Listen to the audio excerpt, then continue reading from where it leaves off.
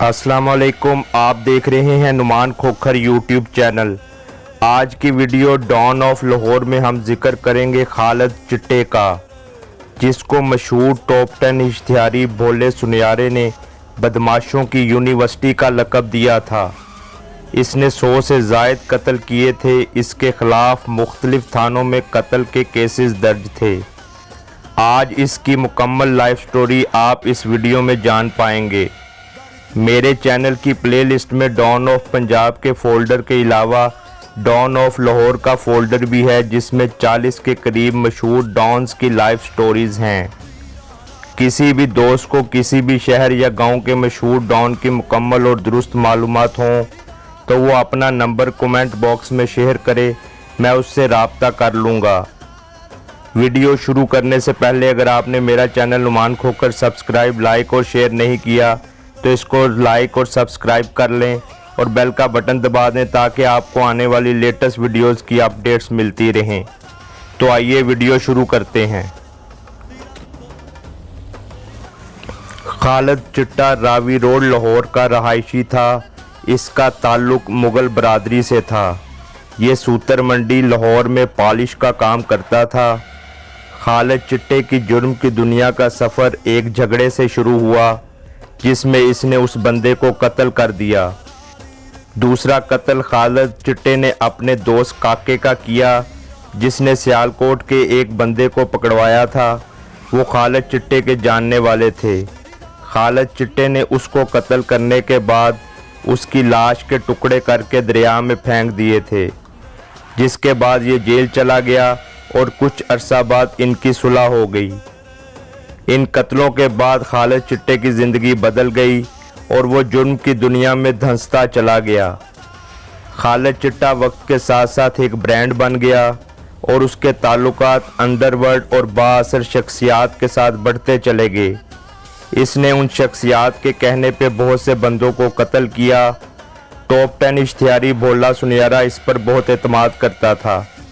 भोला सुनियारा के कत्ल के बाद इसने सुनियारा गैंग की कमान संभाल ली, जिसमें खालिद चिट्टे के साथ खालिद नानी वाला, मुन्ने खान और काऊ भट्ट, जो 100 कत्लों में इश्तिहारी था, उन्होंने लाहौर, सियालकोट और गुजरांवाला में इस गैंग को मुनज़्ज़म किया।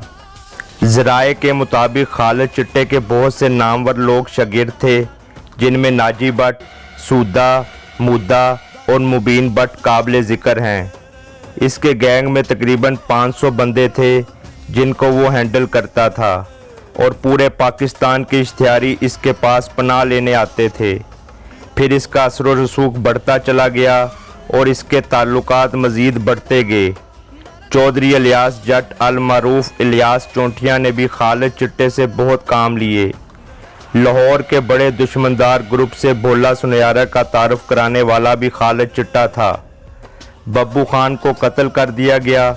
इसी चक्कर में खालिद चिट्टे ने लूसी को मारा, जो 1 साल बाद घर से बुलेट प्रूफ जैकेट पहनकर निकला और पजारों पर बैठने लगा तो खालिद चिट्टे ने क्लैशनकोफ उसकी गर्दन पर रखकर ब्रेस्ट मार दिया, जिससे वो मौके पर ही हलाक हो गया और बहुत देर तक उसकी गर्दन से धुआं उठता रहा।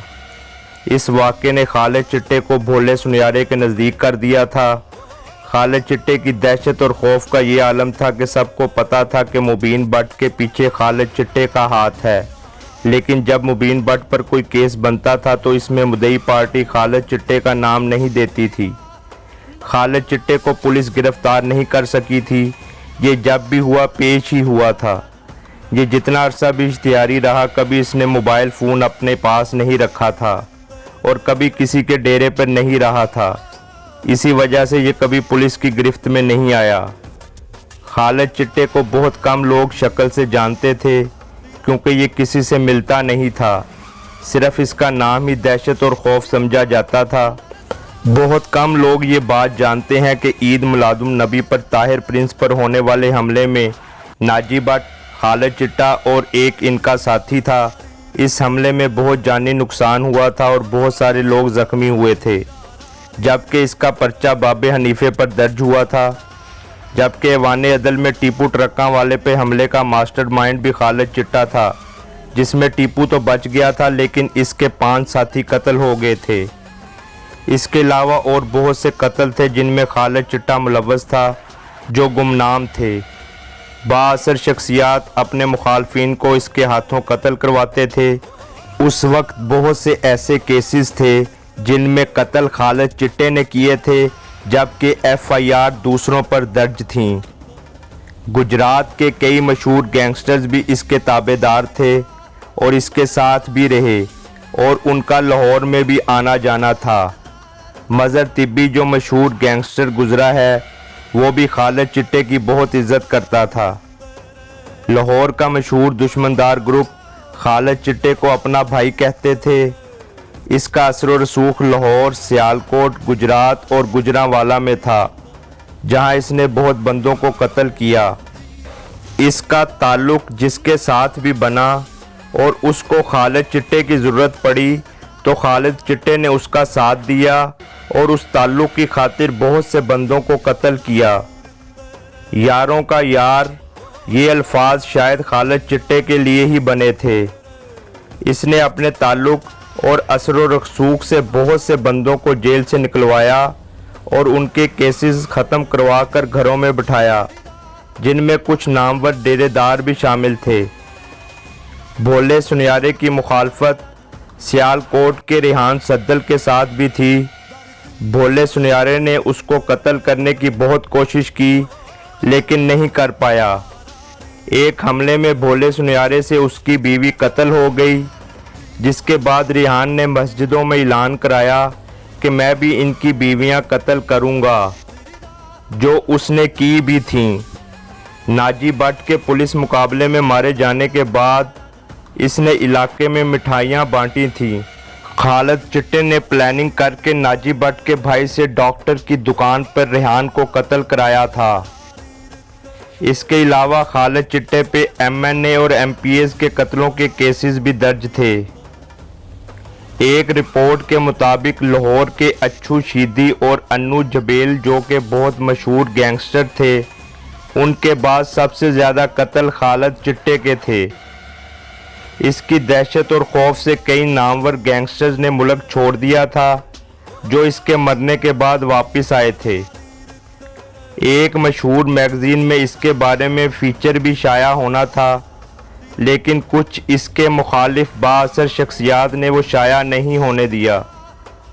खालिद चिट्टे के बारे में कहा जाता है कि इसने किसी से आज तक जग्गा नहीं लिया।